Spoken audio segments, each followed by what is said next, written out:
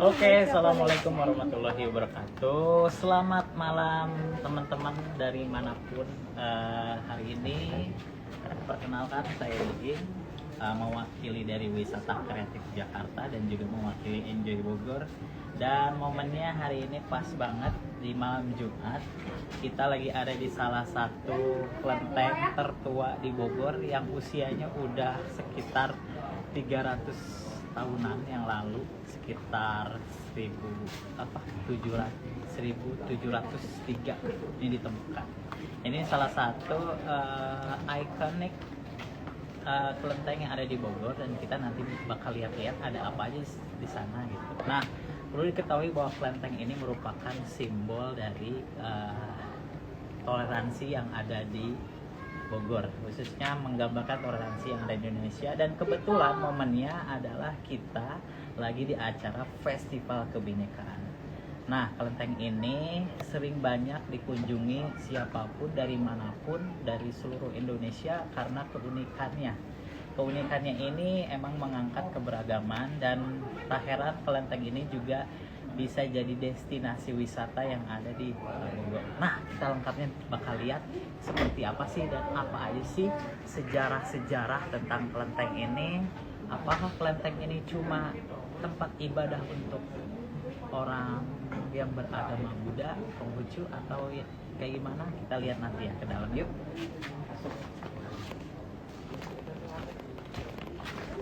Nah, ini dari depannya. Ya, salah ya. Oke, sekarang kita masuk nih dari depan. Halo Bapak. Untuk ketemu yang beberapa kali kita kesini. Nah, ini kita sekarang sudah bersama Bapak Chandra selaku pengurus dari kelenteng ini. Nah, kita langsung tanya-tanya ya. Pak, boleh dijelasin nggak tahun berapa adanya kelenteng ini? Ini disebutnya kelenteng atau vihara. Teman-teman mungkin masih bingung ya apa itu kelenteng atau vihara. Jadi Bapak yang bisa jelasin ya. Oke. Ini adalah kelenteng, jadi bukan wihara. Karena kalau wihara itu adalah khusus tempat ibadahnya umat beragama Buddha. Sedangkan kelenteng adalah tempat beribadahnya secara tradisi. Nah, maka dari itu, kalau tradisi itu orang yang mempunyai keyakinan, apapun keyakinannya bisa melakukan ibadah seperti di sini. Ya, bagi yang umat beragama Konghucu, kemudian umat Buddha, kemudian Tridharma, Taoisme, juga yang lainnya kita bisa melakukan ibadah di sini. Nah, kebetulan di tempat ini juga kami menyediakan tempat sholat bagi umat muslim, sehingga jadi tempat ini betul-betul terjadi sedemikian rupa sehingga keberagaman di sini terjadi.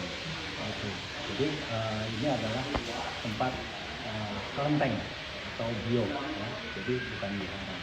Nah, tempat ini, kelenteng Pankobio ini ditemukan pada tahun 1703 ketika salah satu tim ekspedisi dari Belanda yaitu Abraham van Riebeeck 1703 menemukan tempat ini. Sudah ada penghuninya, sudah ada penduduk pribuminya, termasuk kelenteng ini ya. Orang Tionghoa pun sudah ada di sini.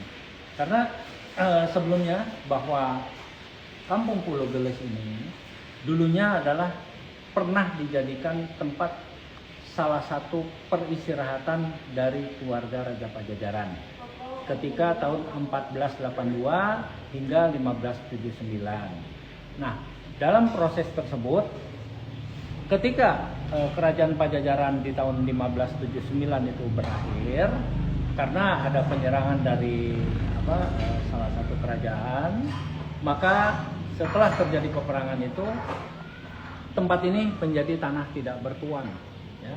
Seperti ada hutan belantara, kemudian tanah gersang dan sebagainya.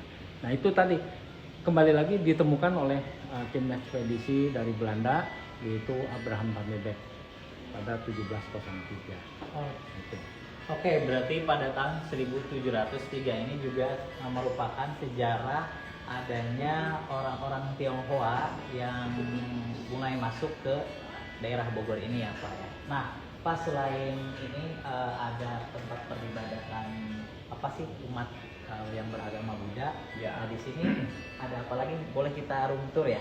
Sambil Bapak juga bisa jelasin. Jadi di sini sebagai tuan rumahnya adalah Dewa Panko. Dewa Panko ini adalah dewa alam semesta.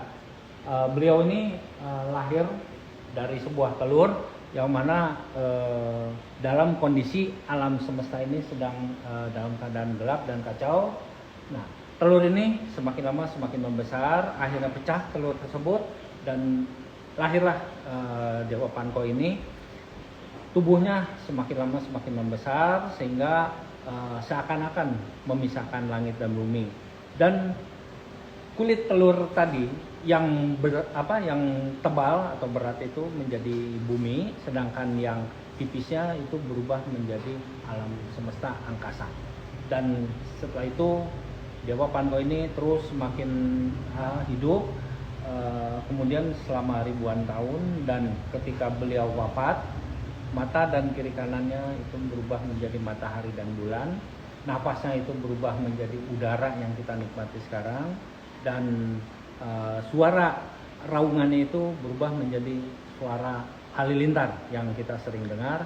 Sepasang kaki dan lengannya itu berubah menjadi 4 arah mata angin, utara, selatan, timur, dan barat.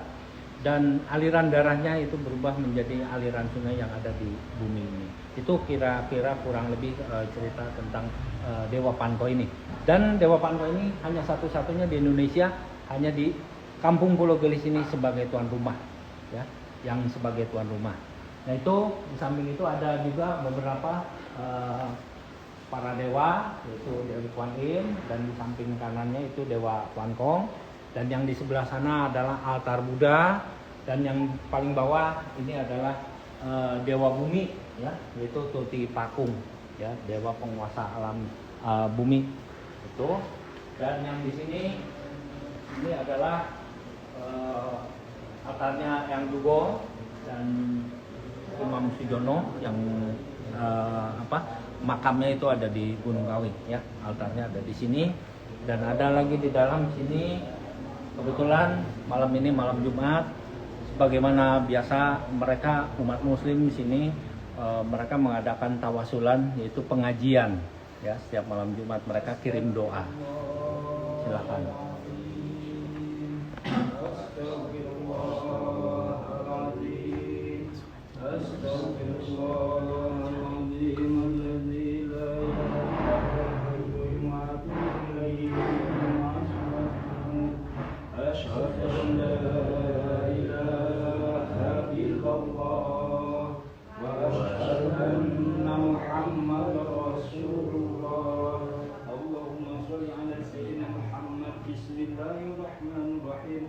إلى حضرة النبي المصطفى سيدنا محمد صلى الله عليه وسلم وعلى آله وأصحابه وأزواجه وذريته وأهل بيت الكرام شهد لله لهم الفاتحة. أعوذ بالله من الشيطان الرجيم. بسم الله الرحمن الرحيم. الحمد لله رب العالمين الرحمن الرحيم مالك يوم الدين. Oke guys, tadi kita udah melihat bagaimana proses umat muslim sedang menjalankan tawasulan atau kegiatan yang rutin di sini dilakukan setiap malam Jumat, karena momennya pas banget hari ini malam Jumat, dan kita kesini datang bisa langsung menyaksikan. Jarang-jarang kalau datangnya siang mungkin nggak bisa melihat. Nah itu tadi sebagai bukti bahwa di sini tuh keberagaman, toleransinya masih terjaga. Jadi tempat kelenteng ini atau vihara ini digunakan bukan hanya oleh umat Buddha, Konghucu, tapi juga oleh umat Islam. Nah kita nanti tanya-tanya lagi ya, apa aja sih yang ada di sini. Nah ini di sini salah satu peninggalan, ini juga batu lumayan cukup besar, bisa dilihat. Nah ini salah satu peninggalan yang awalnya katanya ini awalnya bukan dari sini, ini adalah pindahan dari sungai, akhirnya dipindahkan ke sini. Nanti kita dengar lagi cerita lebih lengkapnya kepada Bapak Chandra. Nanti di sebelah juga nanti ada petilasan lagi, petilasan katanya petilasan Pangeran Surya Kencana. Kita lihat ke sana ya. Nah, tapi sementara kita sambil ngeliat-liat lagi, kita mau wawancara salah satu orang yang sering datang ke sini. Ya. Nah, assalamualaikum Ibu. Nah, kita nanya-nanya dikit ya. Ibu lagi ngapain di sini? Lagi ziarah tawasulan ya. Lagi ziarah tawasulan. Oke, kita cuma nanya-nanya, cuma 2 pertanyaan aja Bu. Ibu seberapa sering sih main ke sini Bu? Iya, malam Jumat. Setiap malam Jumat. Nah, Nah, agendanya tawasulan. tawasulan. Dari mana Bu? Saya dari Bekasi. Oh iya, namanya dulu lu. Ibu Monika. Dari Bekasi loh, jauh banget ya. Nah Ibu, pertanyaannya terakhir nih, kenapa sih mau tawasulan di sini? Alasannya kenapa sih Bu? Kan Alasannya itu lebih nyaman ya. Lebih di nyaman sini. ya. Kan orang kan tergantung ya kepribadian masing-masing, kemauan masing-masing. Tapi kalau ibu kan udah kemana-mana nih, ziarah kemana-mana sampai ke Jogja. Tapi yang paling sering kita malam Jumat di sini karena lebih nyaman, kayaknya lebih tenang di sini. Walaupun ada wihara-wihara gini kan, tapi di dalamnya ada petilasan. Nah biasanya acaranya Bu setiap malam Jumat apalagi Bu selain kesini? Ya yasinan, Yasinan. tawasulan, ya kita bawa ngikutin yang ada di sini. Oh, Kembang, telur. Yang lalu cap gome. oh Cap Gome kemarin datang ya Bu? Iya, Ya? Lebih rame ya. iya. Wow. Jadi di sini tuh udah rumah kedua ya Bu Iya, ya, betul. setelah di rumah karena udah kenal banget mungkin sama pengelola, udah jadi rumah, Udah bukan jadi rumah, ada keluarga ya. Udah keluarga Karena ya? Keluarga sendiri. Pokoknya maghrib udah kita di sini standby sampai selesai lah, kadang-kadang jam 10. Oke, terima kasih Ibu udah Ya. mau diwawancara. Oke, kita lanjut. Kita lanjut nih ke Bapak Chandra ya. Bapak tadi kita belum nanya-nanya yang itu Pak perilaku ini adanya dari kapan? Itu saya cuma jelasin tadi. Itu tanya ini awalnya dari pinggir sungai, benar nggak sih Pak? Sebenarnya batu ini Ah, bukan dari pinggir sungai, tapi batu ini itu sudah ada di sini kurang lebih sekitar 600 tahun. Oh, 600 Jadi tahun. sebelum kerajaan Pajajaran berdiri, batu ini sudah ada sepasang. Udah sepasang lagi. Tapi yang satu lagi itu ternyata karena ada air bah itu hanyut satu. Hanyut ya. Jadi hanya tinggal ini. Nah ini pun berada di sini itu tidak pernah kita geser, tidak pernah kita pindahkan, tidak pernah itu karena nggak memungkinkan. Oh, nggak mungkin karena berat Jadi gitu ya. nggak Berat mungkin, 600 termasuk kilogram guys. Nah jadi batu ini memang bentuknya seperti ini. Ini adalah peninggalan zaman megalitikum karena dulunya tempat ini itu banyak batu-batu yang bentuknya ada seperti semacam tempat penumbuk padi itu besar di depan situ, nggak tahu kemana hilang dulu. Jadi ada semacam batu yang seperti sarkofagus gitu. Nah itulah banyak. Jadi tempat ini benar-benar merupakan tempat peninggalan mungkin dari kerajaan-kerajaan yang dahulu. Nah sedangkan di sini adalah petilasan dari Mbah Raden Mangunjaya. Mbah Raden Mangunjaya ini beliau adalah penyebar agama Islam. Juga, dan beliau ini memang betul-betul pernah bertapa di sini. Jadi kita anggap ini adalah petilasan. Nah kemudian tadi di dalam sudah ada petilasan Purwok yang sekarang sedang tawasulan. Kemudian yang bagian depannya itu ada Mbah Sake atau di sampingnya lagi adalah Eyang Jaya Diningrat. Itu dari Banten. Ya. Baik, kita lanjutkan ke samping. Masih ada guys, karena di sini bukan hanya di sini ya, masih ada di sebelah.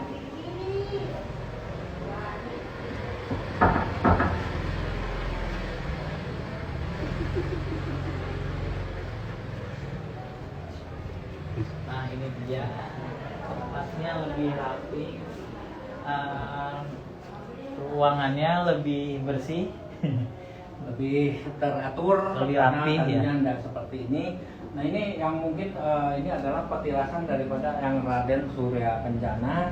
Nah ini ada batu yoni, ini menurut ceritanya ditemukan di daerah sekitar sini dan usianya pun udah kurang lebih 400 tahun ya. Cuma lingganya tidak ada, hanya yoninya aja yang ketemu. Dan ini juga ada patung batu kura-kura yang melambangkan bahwa walaupun lambat tapi pasti sampai pada tujuan dan usianya panjang. Dan ini juga ada patung macan warna hitam. Ini semua melambangkan kegagahan daripada kerajaan Pajajaran ya. Ini merupakan simbol atau jadi lambang. Nah ini ada macan yang warnanya kuning. Nah ini macan asli dari Himalaya ya, hanya kulitnya aja. Nah, ini macan. Kalau ini ya itu. Nah sedangkan yang ini di samping sini ini adalah petilasan Mbah Imam, yang mana beliau ini adalah salah seorang tokoh Muslim yang menyebarkan agama Islam di Kota Bogor ya. Dan dulunya makamnya di depan pintu tol terminal. Itu dipindahkan oleh orang-orang tua ke dalam tadinya, dan akhirnya kita ininya di sini lebih enak, lebih nyaman, lebih sakral ya. Dan yang terakhir ini adalah macan putih. Ini adalah pengawal daripada dewa ya. Itu ini juga merupakan tempat untuk sembahyang. Dan pada prinsipnya barangkali dari saya bahwa keberagaman itu jangan kita samakan, atau perbedaan itu jangan kita samakan dan jangan kita campur adukan. Tapi kalau disatukan akan terasa indah. Ibarat pelangi, seperti kita lihat ada warna merah, ada warna kuning, ada warna hijau dan sebagainya. Tidak pernah bercampur. Kalau bercampur warnanya jadi rusak. Tapi dengan adanya kesendirian itu, masing-masing ada warna merah itu, indah kelihatannya. Begitu juga keberagaman di negara kita, negara NKRI, Negara Kesatuan Republik Indonesia, yang mana berdasarkan Pancasila Bhinneka Tunggal Ika. Jadi walaupun berbeda-beda, kita tetap satu. Inilah negara kita NKRI. Harus betul-betul kita jaga dan kita pelihara. Karena perbedaan itu jangan kita samakan, jangan kita campur adukan, tapi harus disatukan. Itu akan terasa harmonis dan terasa indah. Demikian barangkali dari saya. Semoga negara kita Indonesia akan menjadi lebih aman, lebih kondusif, ya, lebih terjalin hubungannya sehingga dapat mencapai tujuan dan cita-citanya negara dan bangsa Indonesia. Terima kasih. Oke guys, itu tadi pesan dari Bapak Chandra selaku pengurus dari kelenteng ini yang luar biasa, yang mengajarkan kita untuk lebih bertoleransi terhadap keberagaman yang ada di Nusantara, di Indonesia ini. Nah itu tadi pesannya sekaligus menutup ya acara live virtual kita karena kita nggak lama.